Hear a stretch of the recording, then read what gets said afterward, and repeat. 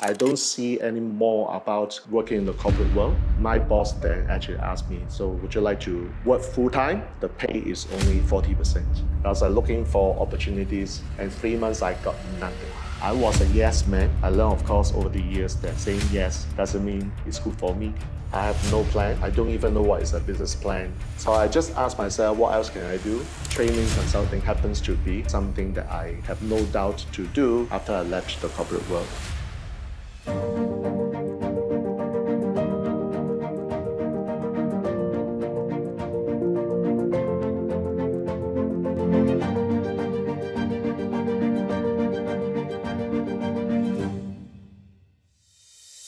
แจ็ควองผู้ก่อตั้ง WHM Consulting บริษัทเทรนนิ่งและโคชชิ่งที่ให้คำปรึกษากับผู้ประกอบการมากมายในหลายด้านของการทำธุรกิจซึ่งไอเดียของการทำบริษัทนี้เกิดขึ้นหลังช่วงที่เขาตัดสินใจลาออกจากงานประจำที่ทำมาอย่างยาวนานสู่การเป็นผู้ประกอบการด้วยประสบการณ์ที่ผ่านทั้งความล้มเหลวและความสำเร็จมากมายในเส้นทางนี้เขาจึงเห็นโอกาสและตั้งใจที่จะใช้ความรู้ความสามารถที่มีในการก่อตั้งบริษัทที่ให้คำปรึกษากับผู้ประกอบการเขาได้สร้างคอร์สอบรมมากมายเพื่อผู้ประกอบการในเอเชียทั้งในสิงคโปร์มาเลเซียและล่าสุดในประเทศไทยด้วยเช่นกันอะไรคือสิ่งที่แจ็คได้เรียนรู้ผ่านทางการทำบริษัทให้คำปรึกษากับธุรกิจอะไรคือเทคนิคสำคัญที่จะทำให้ธุรกิจของเราประสบความสำเร็จได้อย่างมีคุณภาพเราจะไปหาคำตอบจากการแกะรอยเท้าของเขาไปพร้อมๆกันค่ะ Jack Wong here, Singapore. Originally, I was born in Hong Kong, but I lived in Singapore for 30 years. Well, I'm actually a trainer speaker, and I actually serve a number of business owners, speakers, trainers, and coaches who are looking for speaking on platform to pick up the skills, to pitch, to close, and most importantly, making impact to the clients or to the audiences.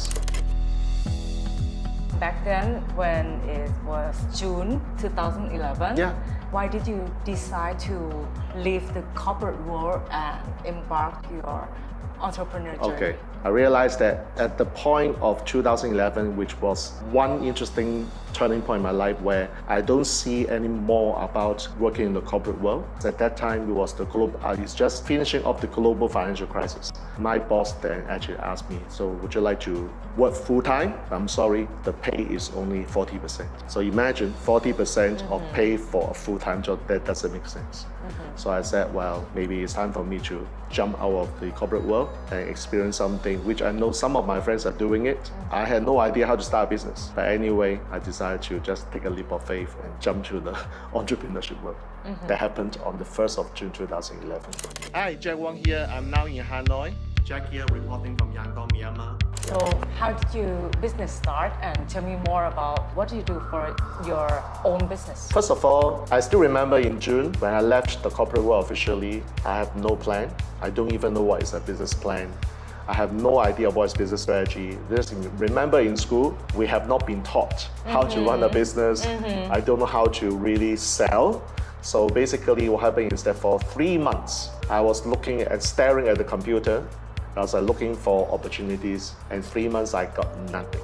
Every day is just like hoping for something pop up. 3 months I got zero opportunity, nothing. So I just asked myself, what else can I do now that I don't really have a job? I'm so-called jumped into the entrepreneurship world. So just incidentally, I remember one of my very core skills is teaching and training. I've been actually training even in the corporate world for a long, long time. So my first business obviously is to leverage on my skills. That is to train and to do consulting work as well. Consulting is actually to give clients a solution, and tax is not an easy subject to consult with. So far my experience after working 30 years is I do have this ability.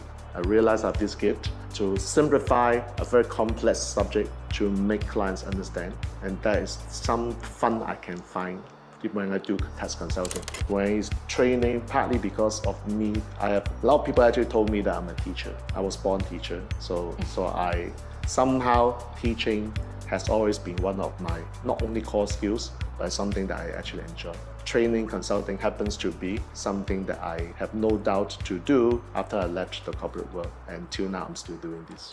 So what are like obstacles or problems or challenges that you faced during 20 years of your business? Not knowing how to sell, not really know how to start a business, which the school never taught, like I said earlier. And fortunately, I'm always grateful to have met my teachers, my mentors. Two of them I always mention: Blessinger, Rich Dad Advisor for Robert Kiyosaki, and Alex Mandossian, who was called to be what we call the Warren Buffett of internet marketing. So the obstacle is not knowing what we do, but the solution is to find somebody who have actually done it, who have experience, and tap on the experience, not so much figuring out the problems by myself. Because it is something I can solve, it won't be a problem to start with. Could you please tell me more about in details about some example or situation that you've been made some mistakes and how did you been through and overcome those situations? Not really about the mindset of a student back in the school day. Mistake one is I love to actually plan, because I'm a planner, so I love to plan and plan and plan. But when it comes to taking action, I'm not as fast as a lot of people.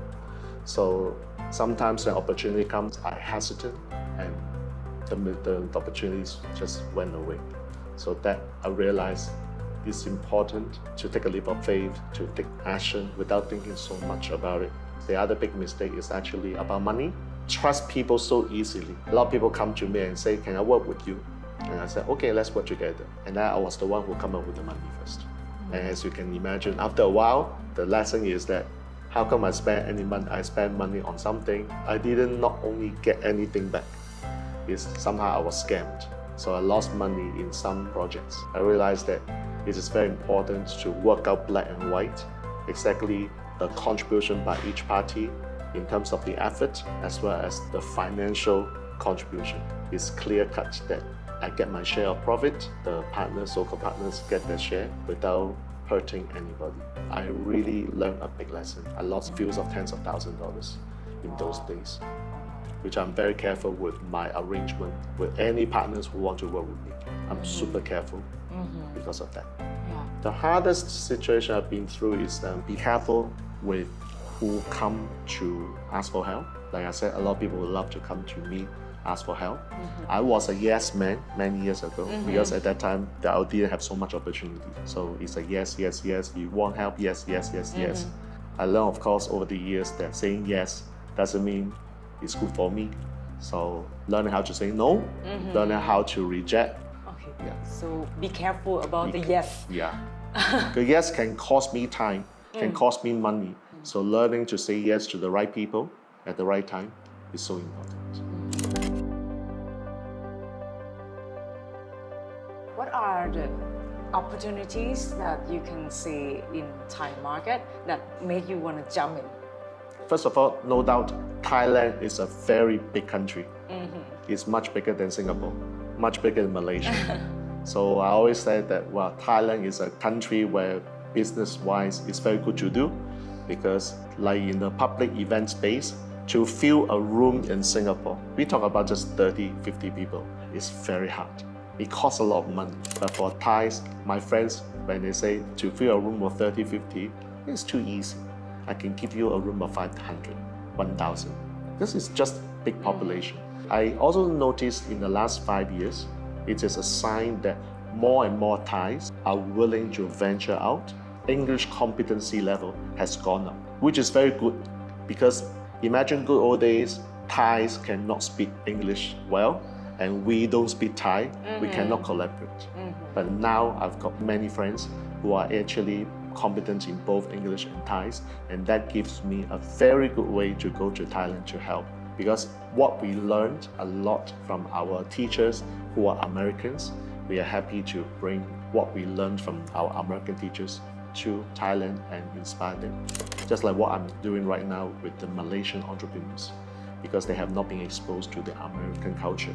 Because a lot of these entrepreneurship things came from America. That is a very big thing I can see that I can contribute to the Thai entrepreneurs. And of course, Thai people are always nice.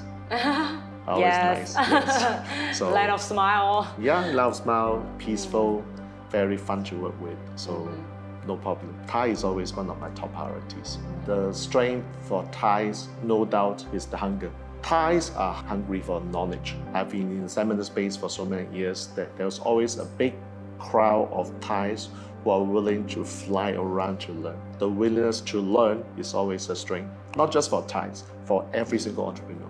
Entrepreneurship spirit is high. I believe that it's unlike some other Southeast Asian countries where if you ask them to, hey, start a business, it's not easy for a few Southeast Asian countries to say, yeah, I want to start a business because job is still more secure, safer, and income is stable.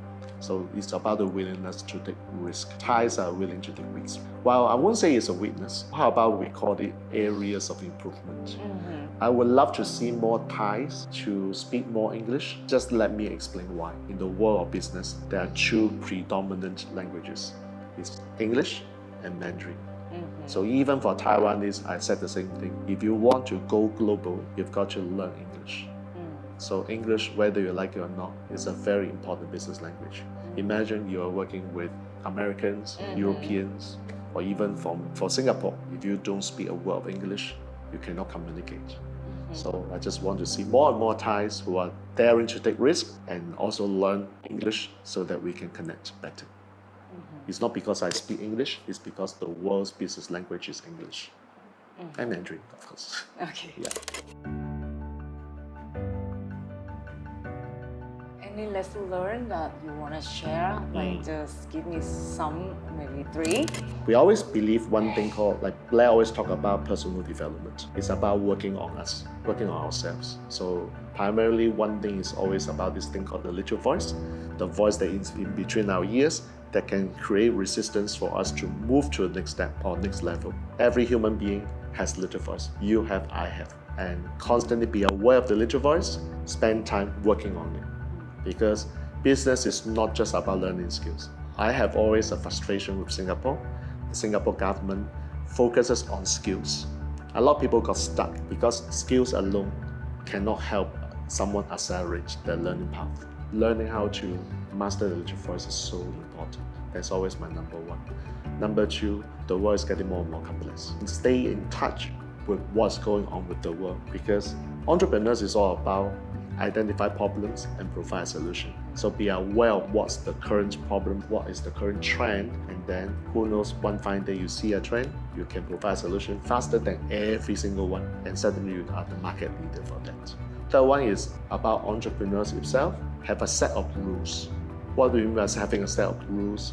A set of rules is actually about saying yes, yes, yes, yes to many people. So when I have a rules about like who should I entertain, who I shouldn't, how do I manage my time, how do I deal with my family members because I travel so much. So I have a very clear-cut personal rule as to what I do, what I will not do. Have this set of rules in place, it actually will help you manage your time much better. And for that, not just the personal rules, have the rule of the family members, have the rules for the teams, have the rules in your business. I know some people don't like rules. Entrepreneurs basically don't like rules, but rules are important in every aspect of our lives.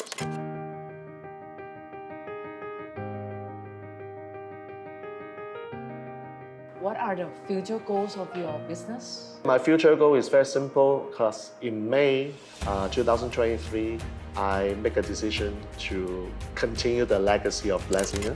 Blessinger's mission is to create the world-class teachers, leaders, and facilitators on the planet. And I embark on that legacy move by following the mission, by teaching Blessinger's program. One of the key things I'm doing is to actually not just train, but to train other trainers, coaches, consultants to be able to do their piece so that we can have more greatest leaders in the world, make this world a much, much better place. So that is my major decision in May this year. Wow. Yeah. Inspiring. Thank you.